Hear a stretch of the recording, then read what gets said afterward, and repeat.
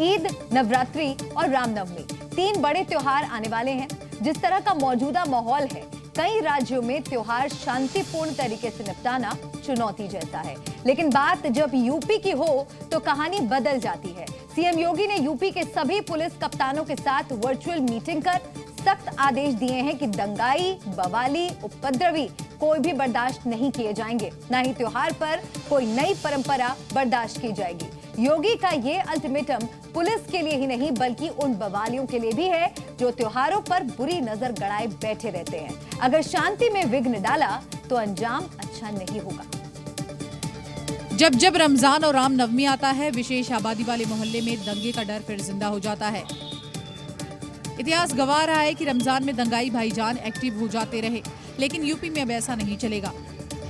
दंगाई सोच पर सबसे बड़ी चोट करने के लिए योगी के आदेश पर यूपी पुलिस ने ऑपरेशन 9 लॉन्च किया है, जिसकी बानगी इन 3 तस्वीरों में देख सकते हैं। प्लान एक्टिवेट होते ही दंगाइयों की शामत आनी तय है, क्योंकि रमजान और रामनवमी को लेकर सीएम योगी का ये अल्टीमेटम पुलिस कप्तानों से होते हुए सभी थानेदारों तक पहुंच चुका है। मैसेज क्लियर है, रमजान से रामनवमी तक कोई कोताही बर्दाश्त नहीं की जाएगी। इसके लिए योगी का ऑपरेशन 9 भी लॉन्च हो चुका है, जिनमें सभी त्योहार शांतिपूर्वक मनाया जाए, परंपरा के विरुद्ध कोई काम न किया जाए, पुलिस की पैदल गश्त बढ़ाई जाए, पीआरवी 112 को सक्रिय रखा जाए, धार्मिक स्थानों पर महिला पुलिसकर्मियों की तैनाती हो, सीमा क्षेत्रों पर कड़ी निगरानी रखी जाए, सोशल मीडिया के प्रति सतर्क रहें, अफवाह और माहौल खराब करने वालों से सख्ती से निपटा जाए, जीरो टॉलरेंस पर बवालियों से निपटा जाए। नवरात्रि से पहले ये वो 9 शपथ है जिनके दम पर रमजान टू रामनवमी यूपी में शांति कायम रखने का प्लान तैयार किया गया है, क्योंकि अगले कुछ दिनों में चैत्र नवरात्रि, रामनवमी, ईद उल फितर जैसे कई बड़े त्योहार हैं। खासकर रमजान और रामनवमी पर अक्सर बवाल का डर बना रहता है। योगी सरकार के यूपी में आज 8 साल पूरे हो गए। 8 सालों में अपराध के खिलाफ लड़ाई से लेकर आस्था के सम्मान तक सरकार ने कई कीर्तिमान बनाए। लेकिन जिस फॉर्मूले पर योगी सरकार ने 8 साल पूरे किए, क्या उसके बारे में आप जानते हैं? योगी सरकार का ये फॉर्मूला है SSS, यानी सेवा, सुशासन और सुरक्षा। सुरक्षा वाला एस तो आप बखूबी जानते होंगे, क्योंकि 8 साल में अपराध के खिलाफ योगी का ये मॉडल पूरे हिंदुस्तान में हिट हुआ। लेकिन 2S यानी सेवा और सुशासन की कहानी कितनी जानते हैं? किस तरह योगी इस SSS फॉर्मूले की टीम पर ब्रांड योगी बने? कैसे यूपी में बदलाव की कहानी लिखी गई? पूरी कहानी आपको इस रिपोर्ट के जरिए समझाते हैं। सेवा, सुरक्षा और सुशासन के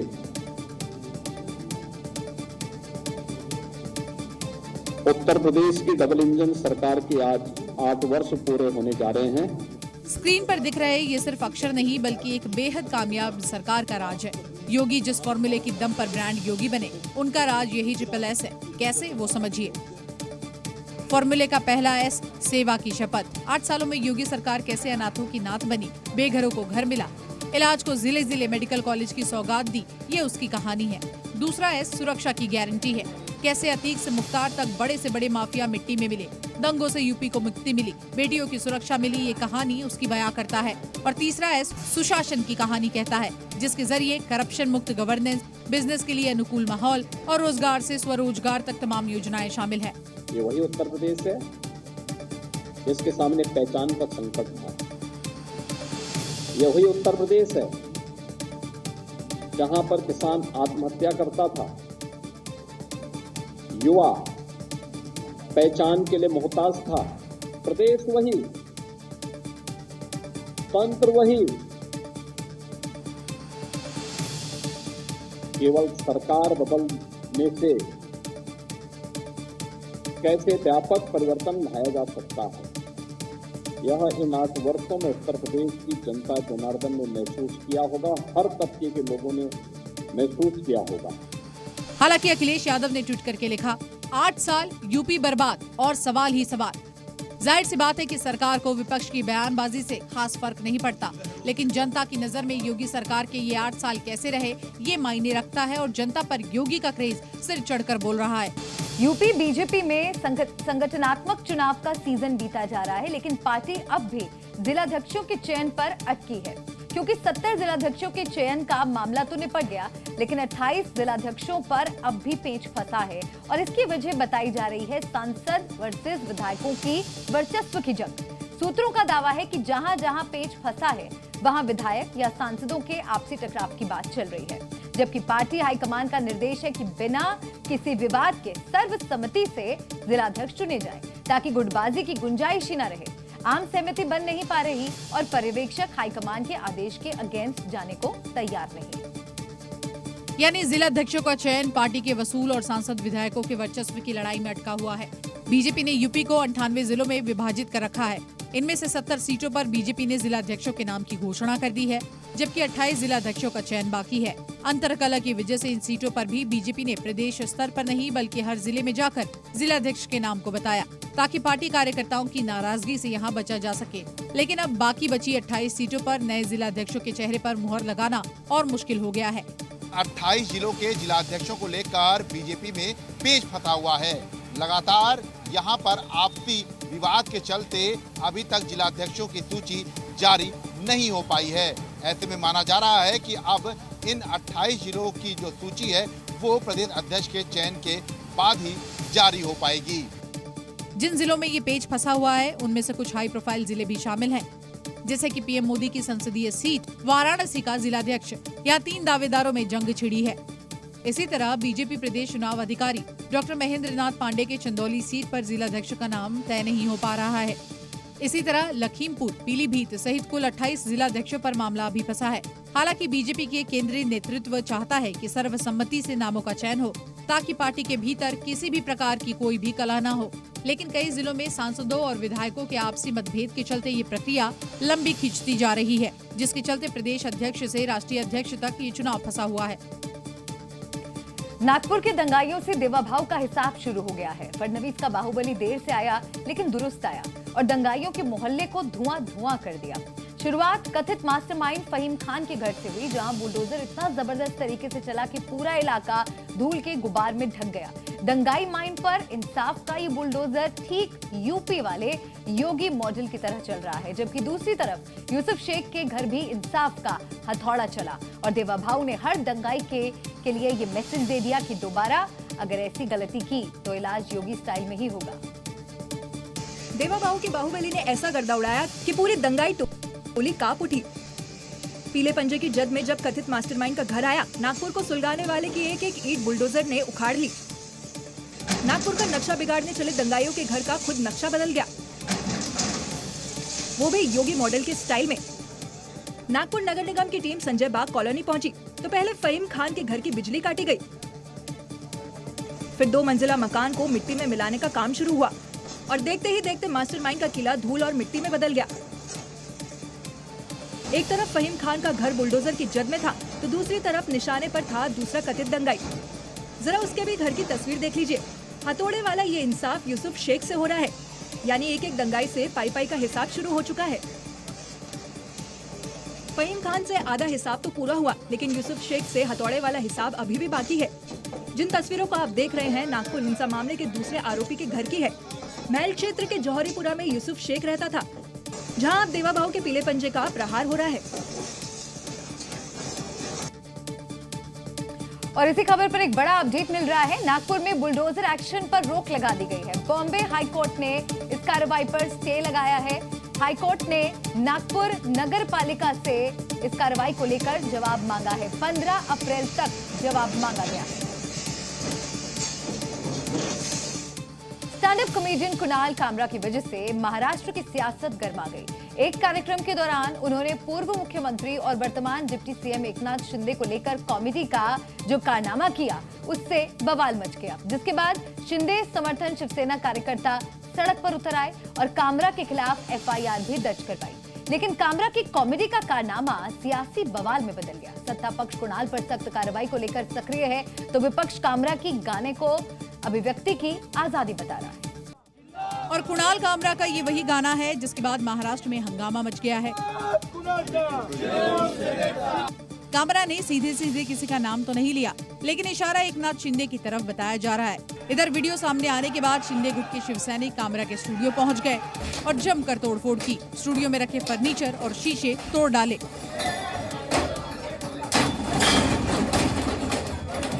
जिसके बाद शिवसेना ने कुणाल के खिलाफ एफआईआर दर्ज करवाया। लेकिन तोड़फोड़ को लेकर भी मुंबई पुलिस एक्टिव दिखी और विरोध प्रदर्शन की अगुवाई करने वाले राहुल कनाल समेत 11 से ज्यादा शिवसैनिक कार्यकर्ताओं को गिरफ्तार कर लिया। लेकिन इन सब के बीच अब कुणाल के स्टूडियो पर बुलडोजर एक्शन की मांग भी उठने लगी है। मैंने मुंबई महानगर पालिका के आयुक्त भूषण गगरानी जी से कहा है कि तुरंत वो अगर इलीगल स्टूडियो होगा तो उसके ऊपर तुरंत कार्रवाई होनी चाहिए। हालांकि महाराष्ट्र के मुख्यमंत्री देवेंद्र फडणवीस ने साफ साफ कह दिया है कि अभिव्यक्ति की आजादी के नाम पर ऐसी चीजें बर्दाश्त नहीं की जाएंगी। तो वहीं कांग्रेस ने महाराष्ट्र की कानून व्यवस्था पर ही सवाल उठा दिए हैं। ऐसी चीजों को सहन नहीं किया जा सकता। कामरा को मालूम होना चाहिए कि 2024 के चुनाव में जनता ने निर्णय कर दिया है कौन गद्दार है कौन खुद्दार है। और स्वर्गीय शिवसेना प्रमुख हिंदू हृदय सम्राट बाला साहब ठाकरे जी की विरासत ये शिंदे जी के पास है। महाराष्ट्र में कानून व्यवस्था नहीं रही है, वही उसी के परिणाम है और महाराष्ट्र से अब लोग भयभीत होकर महाराष्ट्र छोड़ के जा रहे हैं। जो कांग्रेस बीजेपी को इस बात पर घेर रही थी कि वो संविधान बदल देगी और लोकसभा चुनाव में इसे मुद्दा भी बनाया था, लेकिन अब वही कांग्रेस अपने डिप्टी के बयान के बाद बैकफुट पर आ गई। दरअसल कर्नाटक सरकार ठेकेदारी में मुस्लिमों को 4% आरक्षण देने के प्रावधान पहले से घिरी थी, लेकिन अब deputy CM DK Shiv Kumar के संविधान को लेकर दिए गए बयान के बाद ये विरोध और तेज हो गया और संसद में जमकर हंगामा हुआ। बीजेपी और एनडीए के नेताओं ने इस मुद्दे पर कांग्रेस को घेरा।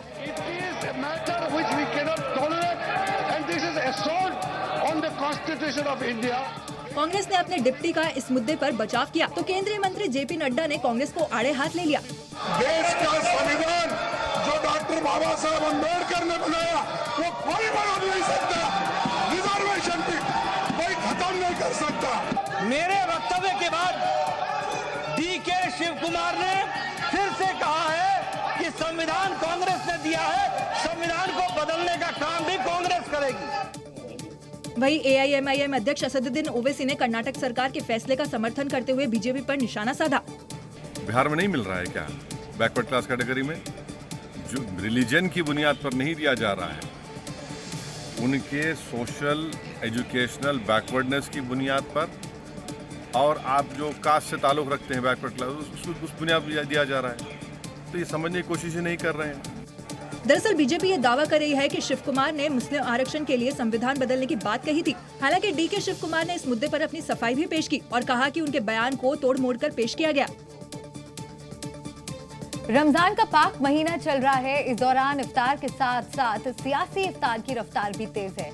अलग अलग राजनीतिक दल अपनी धर्मनिरपेक्षता दिखाने के लिए इफ्तार का आयोजन करते हैं या फिर उसमें शामिल होते हैं, लेकिन चुनावी साल वाले बिहार में इफ्तार की सियासत कुछ अलग है। नीतीश कुमार ने जमीयत के बहिष्कार के बीच इफ्तार का आयोजन किया और ये दिखा दिया कि किसी एक के विरोध से कुछ नहीं होता। तो वहीं दूसरी ओर आरजेडी प्रमुख लालू प्रसाद और केंद्रीय मंत्री चिराग पासवान भी इफ्तार की ताकत दिखाने में जुट गए। नीतीश की इफ्तार पार्टी में जमीयत उलेमाए हिंद के बहिष्कार के बावजूद बड़ी संख्या में मुस्लिम समुदाय के लोग शामिल हुए। राज्यपाल आरिफ मोहम्मद खान भी शामिल हुए। साथ मुस्लिम संगठन के बॉयकॉट के बावजूद भारी संख्या में मुस्लिम समुदाय से जुड़े लोग इस इफ्तार पार्टी में शामिल हुए। लेकिन जिन संगठनों ने बहिष्कार किया था, उन्होंने वक्फ संशोधन बिल पर नीतीश की चुप्पी पर सवाल खड़ा किया था। इसे लेकर 26 मार्च को बिहार में बंद भी बुलाया गया है। धरना बिल्कुल होना चाहिए क्योंकि वो न्याय संवत धरना है और संवैधानिक है। दावतों में कोई आए जाए, कोई फर्द आ सकता है, नहीं जा सकता है, उसके ऊपर किसी बात को करने की आवश्यकता नहीं। आप धोखा दीजिएगा, आप जो है मुस्लिम की भी बात कीजिएगा और मुस्लिम के इशू को नजरअंदाज कीजिएगा, कुर्सी के खातिर नजरअंदाज कीजिएगा, तो निश्चित तौर पर जो है ये तो मुझे लगता है कि जो लोग इनके साथ खड़े हो जाया करते थे कभी, आज वो लोग खुल करके सामने आए हैं। इफ्तार के इस पावर शो में राष्ट्रीय जनता दल और चिराग पासवान भी शामिल रहे।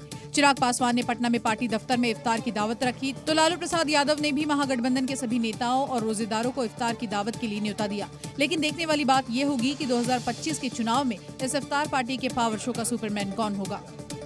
बिहार में इस साल विधानसभा चुनाव होने हैं। अभी भले ही चुनाव की तारीखों का ऐलान नहीं हुआ है, लेकिन जुबानी जंग तेज हो गई है। आरजेडी प्रमुख लालू यादव तो अभी से चैलेंज खेलने लगे हैं और कह रहे हैं कि कोई माइका लाल सरकार तेजस्वी की सरकार बनाने से रोक नहीं सकता। सरकार तेजस्वी के नेतृत्व में बनी और इसको कोई भी माई दलाल दिला नहीं करता। ये लालू के तेवर हैं, पुराने लालू के तेवर, लेकिन उन्हें अंदाजा नहीं कि वक्त अब बदल चुका है, तभी तो लालू के पुराने तेवर पर नया गदर मचा है। पहले लालू यादव का पूरा बयान सुनिए। सरकार बनावे के बाद और सरकार तेजस्वी के नेतृत्व में बनी और इसको कोई भी माई दलाल दिला नहीं करता। लालू के इस बयान पर बवाल तो होना ही था, लेकिन डिप्टी सीएम विजय सिन्हा ऐसा पलटवार करेंगे आरजेडी ने सोचा भी नहीं होगा। तेजस्वी यादव को लालू जी कभी मुख्यमंत्री नहीं बना पाएंगे। सबसे बड़े बाधक लालू जी स्वयं है। लालू जी के पाप के कारण कोई भी उनके परिवार के लोग राजनीति में अब सम्मान नहीं प्राप्त कर पाएंगे। वहीं पुण्यतिथि के कार्यक्रम में लालू यादव के पहुंचने पर विवाद शुरू हो गया है। जेडीयू नेता नीरज कुमार ने सोशल मीडिया प्लेटफॉर्म एक्स पर एक वीडियो शेयर किया और दावा किया कि पुण्यतिथि के कार्यक्रम में भीड़ जुटाने के लिए बार बालाओं का डांस कराया गया। भीड़ जुटाने के लिए बार बालाओं का डांस करवाया गया। ये राजनीतिक अपसंस्कृति, लालूवाद जो विचारधारा है, जो राजनीति का लंपटई कहलाता है, उसका तो ये साक्षात उदाहरण है। दिल्ली विधानसभा में सोमवार से बजट सत्र शुरू हो गया है, लेकिन बजट सत्र के पहले दिन ही सदन में सियासी खटपट शुरू हो गई और आम आदमी पार्टी के विधायकों ने सदन का बहिष्कार कर दिया। बजट सत्र का पहला दिन ही जोरदार हंगामे के बीच शुरू हुआ। बीजेपी विधायक अनिल शर्मा अपने इलाके की झुग्गी बस्ती के संबंध में बोलना चाह रहे थे। इस बीच आम आदमी पार्टी के विधायक अपना मुद्दा नहीं उठाए जाने का विरोध करने लगे। आपके विधायक महिलाओं को 2,500 रुपए नहीं देने का भी मुद्दा उठाना चाहते थे, जिसका इशारा नेता प्रतिपक्ष अतिशी ने सुबह ही कर दिया था। प्रधानमंत्री नरेंद्र मोदी जी ने खुद कहा था कि 8 मार्च तक दिल्ली की हर महिला के खाते में 2,500 रुपए आएंगे। 8 मार्च आई और 8 मार्च चली गई। अभी तक किसी महिला के खाते में पैसे आना तो दूर, अभी तक स्कीम का रजिस्ट्रेशन भी नहीं शुरू हुआ है। तो हम उम्मीद करते हैं कि अब इस बजट में दिल्ली वालों को धोखा नहीं मिलेगा। इन मुद्दों पर सदन में सत्ताधारी बीजेपी और विपक्षी आम आदमी पार्टी के बीच तीखी नोकझोंक हुई। आप विधायकों का आरोप था कि स्पीकर ने नियम 280 के तहत उनके एक विधायक को बोलने की अनुमति नहीं दी, जिसके बाद नेता प्रतिपक्ष अतिशी के नेतृत्व में सभी आप विधायकों ने सदन से वॉकआउट कर दिया। इस पर स्पीकर ने कहा कि विपक्ष का वॉकआउट रणनीतिक व्यवधान है ताकि सीएजी रिपोर्ट पर चर्चा न हो सके। दरअसल सरकार विधानसभा में परिवहन और अन्य विभागों पर सीएजी की रिपोर्ट पेश करने वाली थी। रिपोर्ट में आम आदमी पार्टी के पिछले कार्यकाल के दौरान सरकारी योजनाओं और परिवहन निगम में अनियमितताओं का खुलासा हो सकता है। ऐसे में आपका विरोध कहीं न कहीं रिपोर्ट पर पड़ने वाले संभावित असर को कम करने की रणनीति भी हो सकती है और इसलिए स्पीकर विजेंद्र गुप्ता ने विपक्ष पर सदन में अव्यवस्था फैलाने का आरोप भी लगाया। इससे पहले सीएम रेखा गुप्ता सुबह विधानसभा पहुंची। दिल्ली बजट से पहले समाज के सभी वर्गों को बुलाया गया। 5 दिवसीय बजट सत्र पारंपरिक तरीके से शुरू हुआ। सीएम रेखा गुप्ता ने बजट से पहले खुद अपने हाथों से खीर बनाई और भगवान राम को भोग लगाया। इसके बाद बीजेपी नेताओं को खीर परोसी गई। लेकिन मिठास के साथ शुरू हुए इस बजट सत्र में पक्ष और विपक्ष के टकराव ने कड़वाहट पैदा कर दी। बिजली चोरी और संभल में हुई हिंसा के बाद सुर्खियों में रहे सपा सांसद जियाउर रहमान बर्क की मुश्किलें बढ़ सकती हैं, क्योंकि जियाउर रहमान बर्क पर बुलडोजर एक्शन की तैयारी शुरू हो गई है। इसके लिए भारी पुलिस बल के साथ अधिकारी फीता लेकर उनके घर पहुंचे। पूरे घर का स्ट्रक्चर देखा, फीते से घर की नपाई की, घर की लंबाई चौड़ाई देखी गई। जो तस्वीरें आई उससे लग रहा है कि जल्द ही उनके अवैध निर्माण पर प्रशासन का पीला पंजा चल सकता है। और ये तस्वीरें बता रही हैं कि जियाउर रहमान बर्क पर जल्द ही बुलडोजर एक्शन हो सकता है। भारी पुलिस बल के साथ अधिकारियों की टीम जियाउर रहमान बर्क के घर पहुंची और टीम ने यहां पहुंचते ही फीता निकाला और नपाई शुरू कर दी। टीम ने सबसे पहले घर के बाहरी स्ट्रक्चर का लेखा जोखा लिया, रोड की नपाई ली और देखा क्या घर रोड पर तो नहीं बना है। घर की लंबाई चौड़ाई पूरा रिकॉर्ड रजिस्टर में दर्ज किया, जिसके बाद फिर टीम पुलिस बल के साथ घर के अंदर पहुंची और घर के कोने कोने की नपाई की। घर की लंबाई चौड़ाई का रिकॉर्ड अधिकारियों ने दर्ज किया। उन्होंने निर्देश दिया है, जिलाधिकारी महोदय ने, और टीम का गठन हुआ है। उसमें बस मेजरमेंट करनी है, क्या वर्क साहब का मकान है। अधिकारी कुछ भी साफ साफ कहने से बचते नजर आए, लेकिन पहले बिजली चोरी और फिर संभल में जिस तरह से जियाउर रहमान बर्क सुर्खियों में आए, उससे साफ नजर आ रहा है कि जल्द ही बर्क के खिलाफ बुलडोजर एक्शन हो सकता है। जिस तरह से मैंने लोगों की आवाज को बुलंद किया है, पुलिस प्रशासन चाहता है कि मैं उनकी आवाज को नहीं उठाऊं क्योंकि उन्होंने जुर्म किया है। मैं चाहता हूं उनको दंडित करना चाहिए। तो मेरे खिलाफ जो हरेसमेंट किया जा रहा है, चाहे वो मेरे झूठा मुकदमा लाइट का लगाया हो, चाहे घर के नक्शे का हो, चाहे मेरे खिलाफ दंगा भड़काने का मामला हो। सीएम योगी के आदेश के बाद यूपी में ऑपरेशन डग्गा मार शुरू हो गया है। ट्रैफिक पुलिस लगातार चेकिंग अभियान चला रही है और ऐसे ई रिक्शा, ऑटो का चालान किया जा रहा है जो बिना रजिस्ट्रेशन या बिना लाइसेंस चल रहे थे। यानी यूपी में डग्गा मारों पर योगी ने ब्रेक लगा दिया है। सीएम योगी के आदेश का असर सड़कों पर साफ दिखाई पड़ रहा है। सिविल पुलिस हो या ट्रैफिक पुलिस, सह डगामार वाहनों के खिलाफ ऑपरेशन चला रहे हैं और जो भी बिना मानकों के ऑटो दौड़ाता मिला उसका चालान हो रहा है। समय हम ग्रेटर नोएडा के परी चौक पर मौजूद है और आप मेरे तस्वीरों में साफ तौर पर यहाँ पे देख सकते हैं जिस तरह से जो ट्रैफिक पुलिस है उसका एक्शन यहाँ पर लगातार जारी है। लगातार यहाँ जो ऑटो बिना रजिस्ट्रेशन के चल रहे थे या बिना लाइसेंस के जिन ऑटो को चलाया जा रहा है उनके खिलाफ लगातार कार्रवाई हो रही है। ग्रेटर नोएडा की तरह ही गाजियाबाद में भी ऑपरेशन डगामार चलाया गया। यहाँ भी पुलिस ने ई रिक्शा और ऑटो वालों के ताबड़तोड़ चालान किए। चेकिंग के दौरान कई ओवरलोड वाहनों पर भी कार्रवाई की गई। दरअसल सीएम योगी ने त्योहार से पहले सभी डगामार वाहनों पर कार्रवाई के निर्देश दिए हैं, जिसके बाद यूपी में शहर शहर पुलिस एक्शन में है। 2 दिन से जम्मू के कठुआ में सेना और आतंकियों के बीच एनकाउंटर जारी है। ऑपरेशन सन्याल के तहत हीरानगर इलाके में ऐसी घेराबंदी की गई है कि एक भी दहशतगर्द बचकर जाने ना पाए।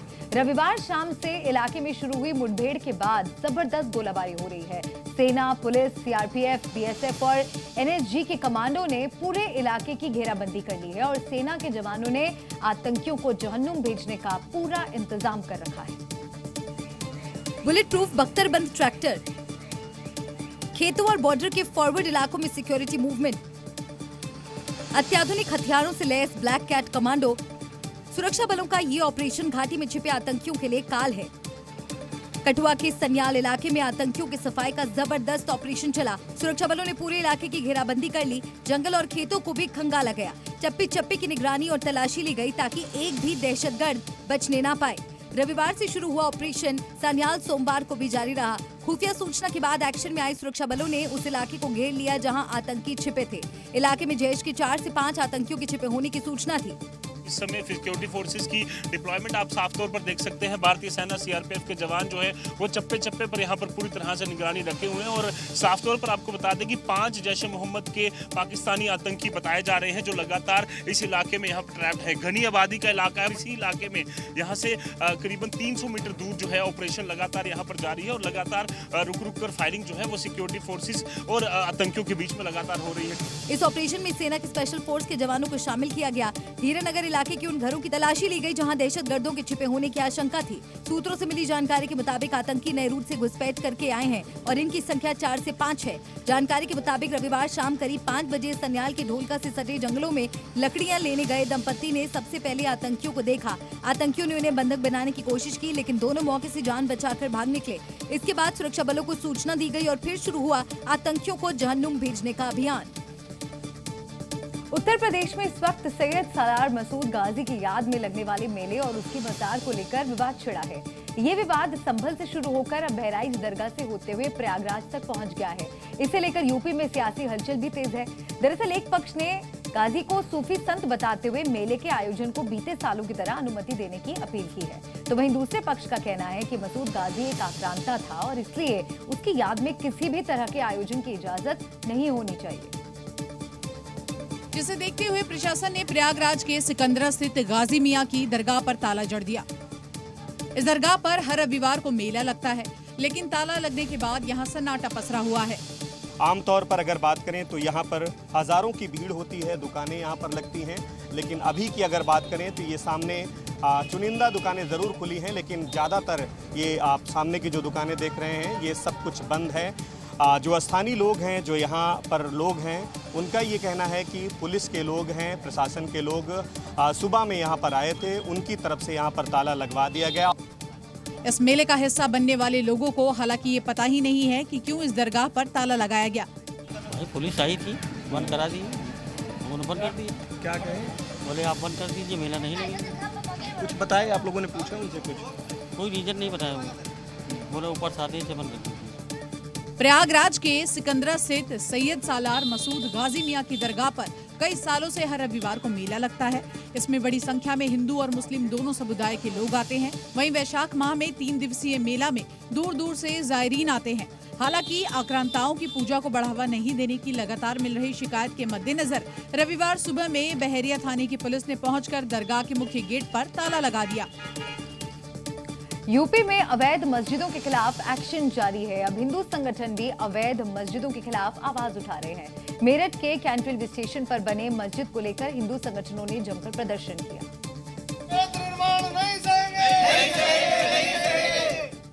ये गुस्सा, ये आक्रोश, ये नारेबाजी है अवैध मस्जिद को लेकर, जिसे रेलवे की जमीन पर बनाया गया है।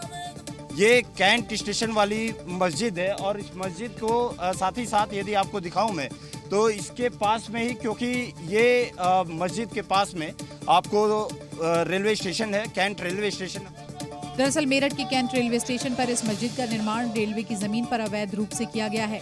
हिंदू संगठनों का कहना है कि यहाँ कई अवैध मस्जिद और मज़ारें बनाई गई हैं, जिन्हें अब तोड़ने की मांग हो रही है।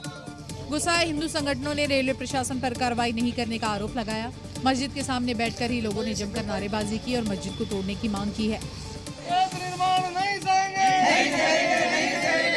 रेलवे बोर्ड जागो जागो, रेलवे बोर्ड नींद से जागो। इतना ही नहीं, हिंदू संगठनों ने मस्जिद के सामने बैठकर हनुमान चालीसा का पाठ भी किया।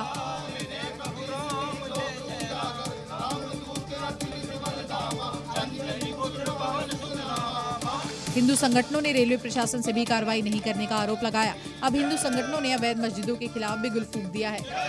30 मार्च को समस्त देश से समस्त सनातनी हिंदू संगठन इकट्ठा हो रहे हैं और इस भूमाफिया वक्फ बोर्ड को समाप्त करेंगे।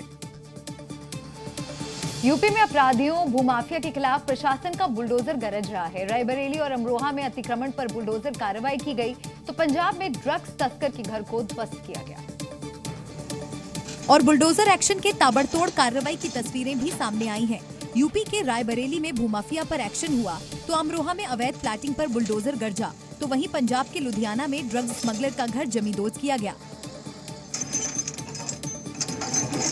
पहले रायबरेली की तस्वीर देखिए। यहाँ भूमाफिया ने कागजों की हेराफेरी कर ऊसर जमीन का पट्टा कर 30 करोड़ की जमीन का बैनामा कर दिया था।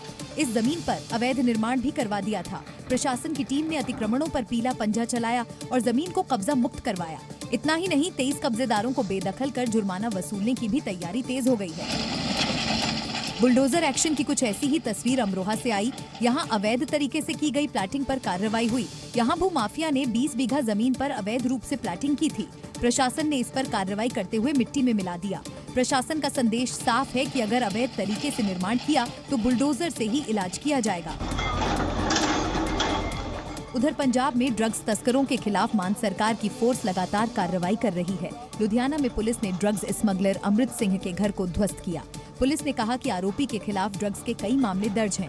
इसी के तहत आरोपी का घर तोड़ा गया। मेरठ वाली मुस्कान जेल में भी ड्रग्स मांग रही है। साहिल और मुस्कान लगातार जिद कर रहे हैं कि उन्हें ड्रग्स दिए जाएं।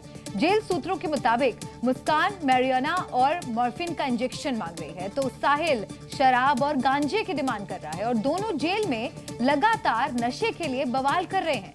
जेल सूत्रों के मुताबिक ड्रग्स के लिए दोनों खाने से इनकार करते रहे और कल देर रात तक हंगामा करते रहे। हालांकि अब नशा मुक्ति के लिए दोनों का ट्रीटमेंट चल रहा है। एक सनकी कातिल, दूसरी खूनी हसीना, दोनों की क्रूरता की कहानी तो हर जुबान पर है। अब जेल में बंद कैदी भी दंग है, क्योंकि मुस्कान की चीखों से मेरठ की जेल गूंज रही है। ड्रग्स के लिए तड़पती मुस्कान ने आसमान सिर पर उठा रखा है, जबकि साहिल भी नशे के लिए पल पल तड़प रहा है।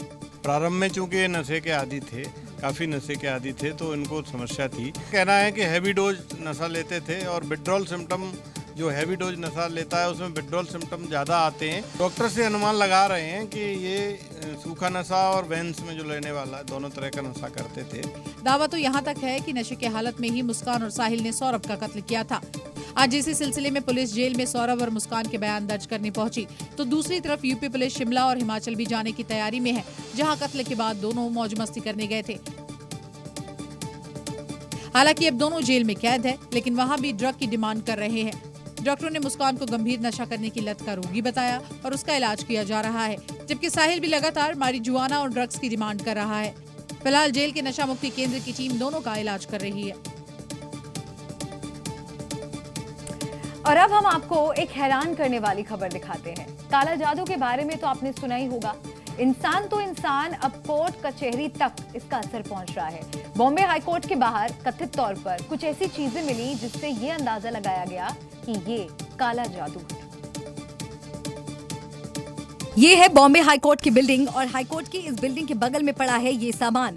सड़क पर नारियल, काली गुड़िया, सफेद फूल और फल जैसी कोई चीज। कथित तौर पर तंत्र मंत्र और जादू टोने का ये सारा सामान बॉम्बे हाई कोर्ट के बाहर मिला है, जिसे देखकर हर कोई हैरान है। ऐसा लग रहा है कि हाई कोर्ट के ठीक बगल में अघोरी पूजा की गई है। नारियल, नींबू और काली गुड़िया को हल्दी कुमकुम लगाकर पूजा गया है। हैरानी की बात यह है कि काला जादू पर रोक लगाने के लिए महाराष्ट्र सरकार ने 2013 में कानून बनाया था, लेकिन इसका असर कहीं भी नजर नहीं आ रहा है। ऐसे में सवाल है कि अगर ये काला जादू या तंत्र मंत्र है तो ये किसने किया और बॉम्बे हाई कोर्ट के बाहर ही क्यों किया? फिलहाल अभी ये सवाल अनसुलझे हैं। यूपी में आजकल चंगाई सभा के नाम पर धर्मांतरण का खेल हो रहा है। प्रतापगढ़ में धर्मांतरण की शिकायत पर जब पुलिस पहुंची तो ईसाई मिशनरी के लोग बदतमीजी पर उतर आए। पुलिस के साथ धक्का मुक्की का एक वीडियो भी सामने आया है। पुलिस जब कुछ ईसाई मिशनरी के लोगों को थाने ले जाने लगी तो पुलिसकर्मियों के साथ बदतमीजी की।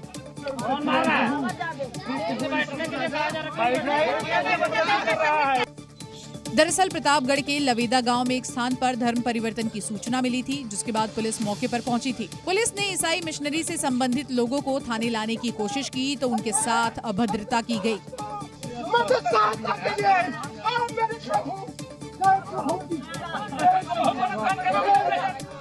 तस्वीरों में आप देख सकते हैं पुलिस शख्स को रिक्शे में बिठाने की कोशिश कर रही है, लेकिन मानने को तैयार नहीं। मौके पर हंगामा करने लगा, लेकिन पुलिसकर्मियों ने भी यहां शख्स को दबोचे रखा, जिसके बाद ये शख्स जोर जोर से चिल्लाने लगा और पुलिस के साथ बदसलूकी करने लगा।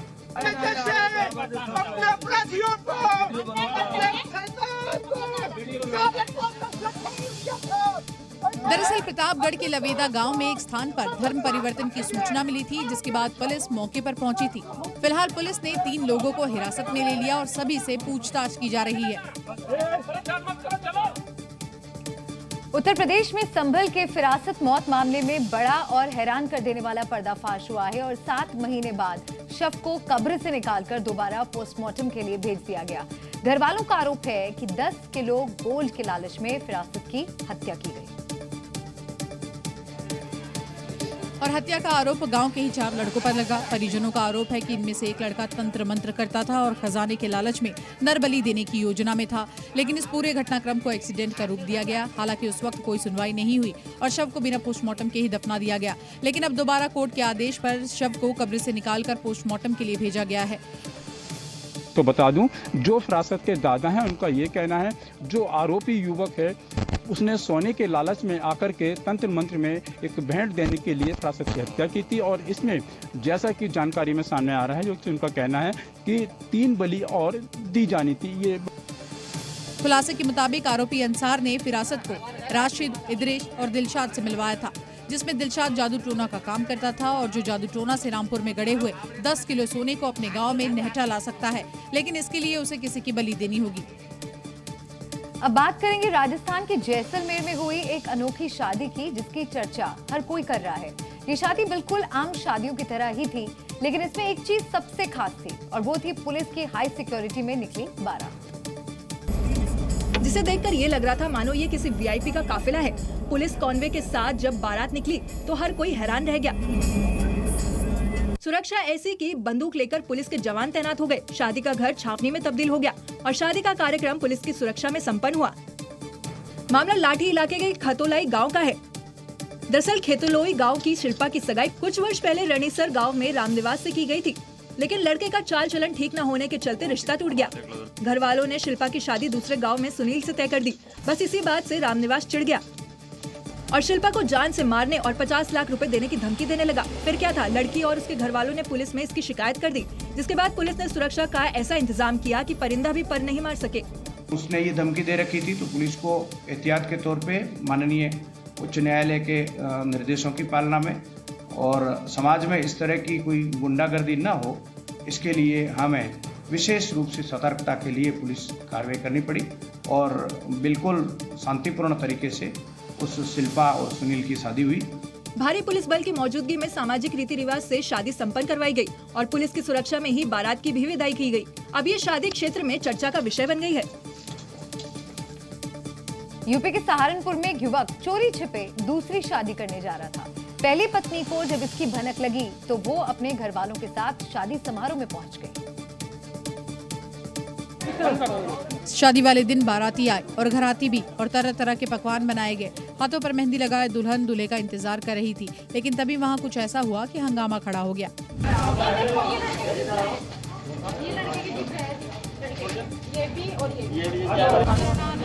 क्योंकि यहाँ एक महिला पहुंची और दूल्हे पर आरोप लगाया कि वो उसका पति है और 10 साल पहले उससे शादी कर चुका है।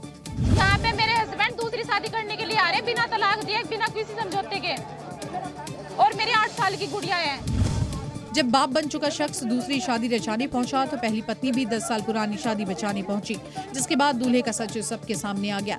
शादी समारोह में दूसरी महिला की एंट्री के बाद पुलिस भी पहुंची, लेकिन दोनों के पहुंचने से पहले ही दूल्हे राजा वहां से 9-2-11 हो गए।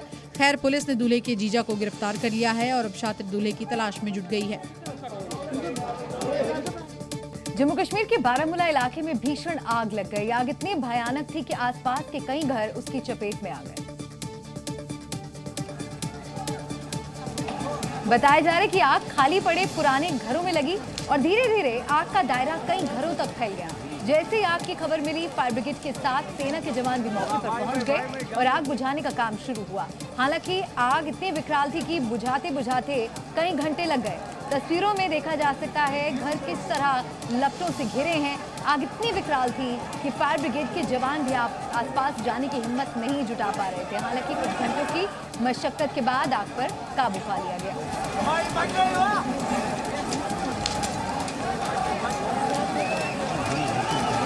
मध्य प्रदेश के कूनो नेशनल पार्क में छोड़े गए चीते अब जंगल के दायरे से बाहर निकलने लगे हैं। श्योपुर के ग्रामीण इलाकों में ज्वाला नाम की मादा चीता पूरे परिवार के साथ घूमती नजर आई और एक बछड़े का शिकार कर डाला।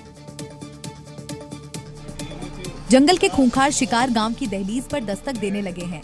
ये उसी की तस्वीरें हैं। तस्वीरों में दिखा रहा है कि आसपास भारी संख्या में ग्रामीण हैं और चीते अपनी मस्ती में चले जा रहे हैं। न ग्रामीण चीतों से डर रहे, न चीते गाँव वालों से डर रहे हैं। चीतों की नजर गाय उसके बछड़े पर थी। हालांकि किसान ने अपने बछड़े को बचाने की खूब कोशिश की, लेकिन ज्वाला फैमिली ने एक बार शिकार करने की ठान ली तो किसी की नहीं सुनी। तस्वीरों में देखा जा सकता है चीतों पर लोग पत्थर मारते हैं, वो फिर भी नहीं भागते और बछड़े को अपना शिकार बनाकर ही दम लेते हैं। ज्वाला और उसके 4 बच्चे शनिवार शाम को पहली बार कूनो नेशनल पार्क की सीमा से बाहर निकले थे।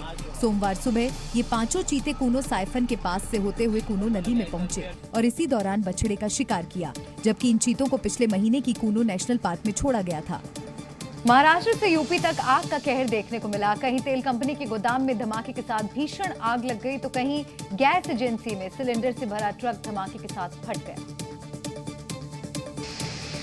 महाराष्ट्र के चंद्रपुर में ऑयल रिसाइकलिंग कंपनी के गोदाम में आग लग गई, जो पास की प्लास्टिक बोतल बनाने वाली फैक्ट्री तक फैल गई, जिससे आग और भड़क गई और दूर से ही धुएं का काला गुबार और आग की लपटें देखी जा सकती थी। गोदाम में रखे ड्रम और दूसरा सामान आग की चपेट में आकर धमाके के साथ जलने लगे। हालांकि आग क्यों लगी अभी इसका पता नहीं चल पाया है, लेकिन आग इतनी भयावह थी कि इस अग्निकांड में लाखों के नुकसान की आशंका जताई जा रही है। तो वहीं दूसरी ओर यूपी के बरेली में भी एक अग्निकांड से हड़कंप मच गया। बरेली में एक गैस एजेंसी पर खड़े ट्रक में अचानक आग लग गई। दावा किया जा रहा है कि इस ट्रक पर सिलेंडर रखे हुए थे। आग लगने के बाद एक एक करके सिलेंडर के धमाकों की आवाज से आसपास के लोगों में हड़कंप मच गया। सिलेंडर में हुए धमाके बिल्कुल युद्ध की याद दिला रहे थे, जैसे दुश्मन गोले बरसा रहा हो। बरेली में हुए इस अग्निकांड में 10 से ज्यादा सिलेंडर में धमाके हुए, जिससे सिलेंडर के टुकड़े कई मीटर के दायरे में बिखरे मिले। फिलहाल प्रशासन ने आसपास के इलाके को भी खाली कराया और आग पर काबू पाने का प्रयास किया। मामला बरेली के बेथनी चैनपुर के परसपुर गाँव का है।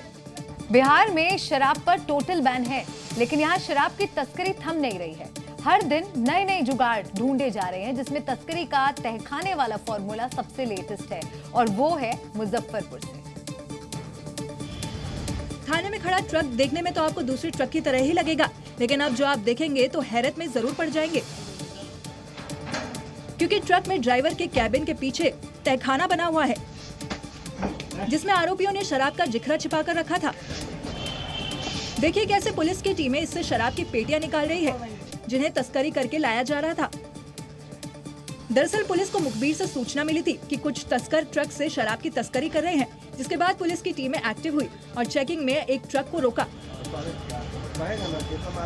जब पुलिस ने ट्रक की जांच की तो वो दंग रह गई, क्योंकि आरोपी इसमें तहखाना बनाकर शराब की तस्करी कर रहे थे, लेकिन वो पुलिस की नजरों से बच नहीं सके। बताया जा रहा है कि पुलिस ने ट्रक के तहखाने से करीब 21 लाख रुपए की अवैध शराब बरामद की। साथ ही मौके से तस्करों को भी धर दबोचा। हैरान करने वाली बात यह है कि पकड़े गए ट्रक पर ट्रैफिक कंट्रोल कैंप का स्टिकर लगा हुआ है, जिस पर शराब पीकर गाड़ी न चलाए जैसे कई स्लोगन लिखे हुए हैं, लेकिन उसी ट्रक से अवैध शराब की खेप पकड़ी गई है। गुजरात के राजकोट में आग का तांडव देखने को मिला। यहाँ नमकीन फैक्ट्री में भीषण आग लग गई, जिससे वहां रखा माल जलकर राख हुआ है। वहीं फैक्ट्री में आग कैसे लगी, इस बात का खुलासा अभी तक नहीं हो पाया। नमकीन फैक्ट्री में आग की भयानक लाल लपटें धधक रही और देखते देखते वहां रखा सामान जलकर राख हो गया। देखिए कैसे फैक्ट्री में आग अपना तांडव मचा रही। जहां तक नजर जाएगी वहां आग की लपटें दिखाई देंगी और बाहर धुएं का गुब्बार दिखेगा। नमकीन फैक्ट्री धू धू कर जल रही। दरअसल फैक्ट्री में काफी मात्रा में पैक्ड वेफर्स रखे थे, जिसके चलते आग विकराल होती चली गई। दूर दूर तक धुएं के गुब्बार देखे गए।